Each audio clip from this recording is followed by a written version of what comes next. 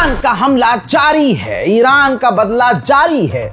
सोचा नहीं था किसी ने कि क्या ऐसी स्थिति में अब ईरान हमला करेगा, लेकिन नहीं, ईरान ने अमेरिका से बातचीत करने से इनकार किया और भारतीय वक्त के मुताबिक रात 8 बजे से ईरान ने जो हमला करना शुरू किया है, अभी तक ईरान रुका नहीं है। ईरान ने ऐसा बदला लिया है कि तेल अवीव में जगह जगह भारी तबाही है।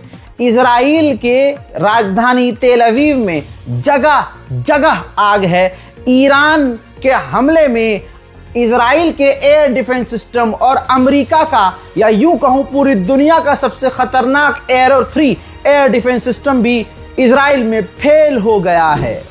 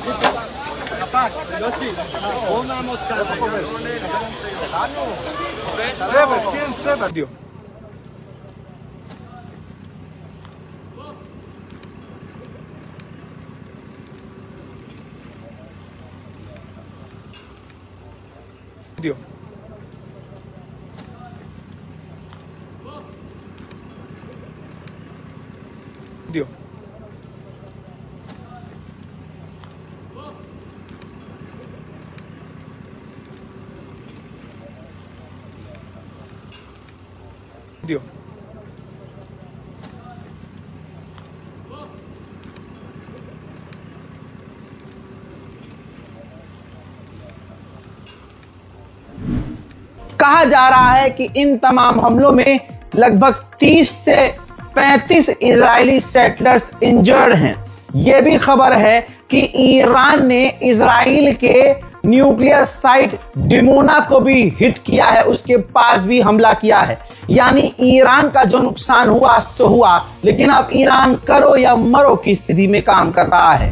अब दोस्तों, नेतन्याहू ने वीडियो जारी कर दी है और मांग की है कि ईरान की रजीम को चेंज करना होगा। जी हाँ, इनके मन मुताबिक वहां जैसे अरब देशों में अपने अपने गुलाम बादशाह बनाकर अमेरिका इजराइल ने बैठाए हैं, वैसे ही अब वो यहां भी चाह रहा है। सुनिए।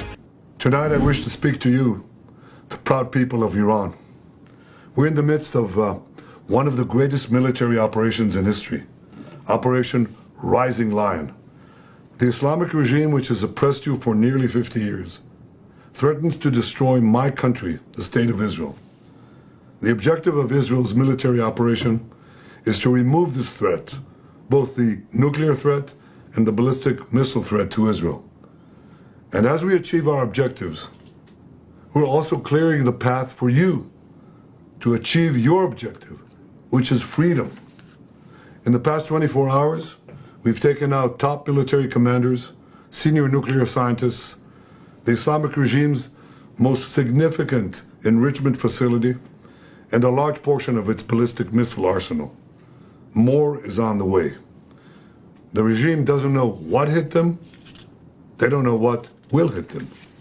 The nation of Iran and the nation of Israel. दोस्तों, खबर ये आ रही है कि मोहम्मद बिन सलमान ने डोनाल्ड ट्रंप को खुद फोन मिलाया है और इस मामले को शांत करने की बात की है। कहा जा रहा है कि डोनाल्ड ट्रंप अब खुद कह रहा है कि हम चाहते हैं कि मिडिल ईस्ट में शांति आए। जब ईरान ने हमला किया तो अब इनको शांति की बात सूझ रही है। इजराइल आधिकारिक तौर से अपने लोगों से कह रहा है कि हमारा जो नुकसान हो रहा है, जो डैमेज है, उसकी वीडियो और फोटो ना लो। आप समझ रहे हैं? ईरान पर हुए हमले को बढ़ा चढ़ा कर दिखाओ और अपने पिछवाड़े में जो आग लगी है उसको अच्छे से ढाक लो। ये इजराइल का प्रोपेगेंडा हमेशा से रहा है। जैसे भारत में अंधभक्तों को आप देखते हैं चाटते हुए, झूठ बोलते हुए, ठीक इसी एजेंडे पर आले यहूद भी काम करते हैं। दोनों एक है। अब मामला आगे बढ़ चुका है। इजराइल ईरान पर बड़ा हमला अब करने वाला है। वर्ल्ड वॉर 3 की शुरुआत लगभग हो चुकी है। ये याद दुनिया रखेगी कि इजराइल ने शुरू किया था। इजराइल ने शुरू किया था, ईरान ने शुरू नहीं किया था। अब इजराइल ने कहा कि हमारे सिविलियंस को निशाना बनाया है ईरान ने, तो हम ईरान के सिविलियंस को निशाना बनाएंगे। यानी ये अब जंग खतरनाक हो चुकी है, खतरनाक रास्ते पर बढ़ चुकी है। वहीं आपको बता दूं कि ईरान ने कंफर्म किया है कि हमने इजराइल की मिलिट्री साइट और बेस को भी निशाना बनाया है।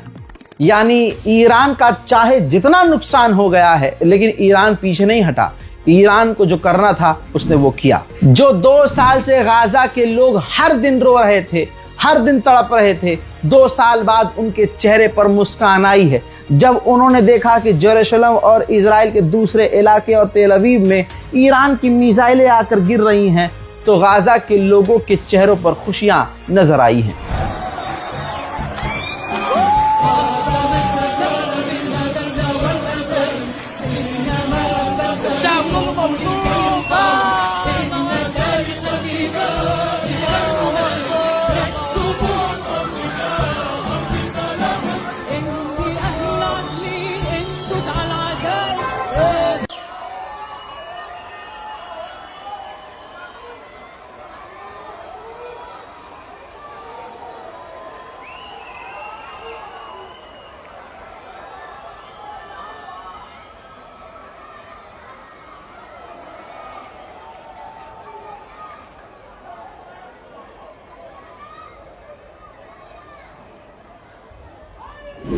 इजराइल के डिफेंस सिस्टम पूरी तरह से फेल हुए हैं। लगातार ईरान की कई मिसाइलें तेल अवीव में गिर रही हैं।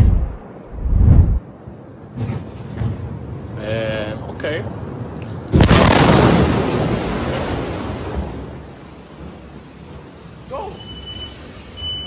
Go. יא בני זונות, אני בהלם. אני בהלם. אני בשוק. אני פאקינג בשוק.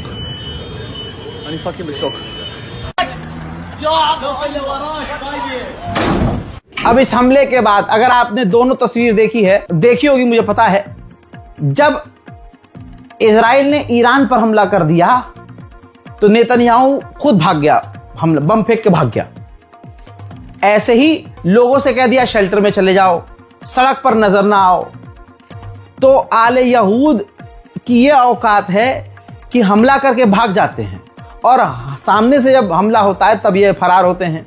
लेकिन दोस्तों, आपने नोटिस किया होगा कि जब ईरान के आसमान में इजराइल की मिसाइलें और फाइटर जेट थे और ईरान के एयर डिफेंस सिस्टम इजराइल के हमलों को रोक रहे थे, तो नीचे सड़कों पर भीड़ लगी थी ईरानियों की, और ईरानी पूरी तरह से नारा लगा रहे थे अपने मुल्क के समर्थन में।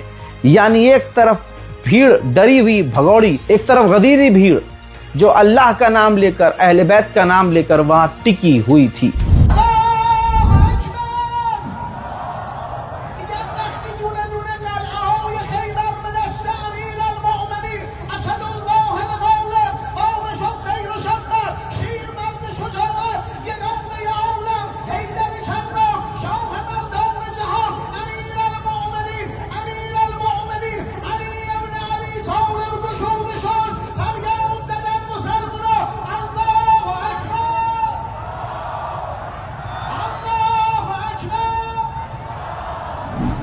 हजरात, ईरान ने 100 से ज्यादा मिसाइलें दागी हैं, ऐसा इजराइल कंफर्म कर रहा है।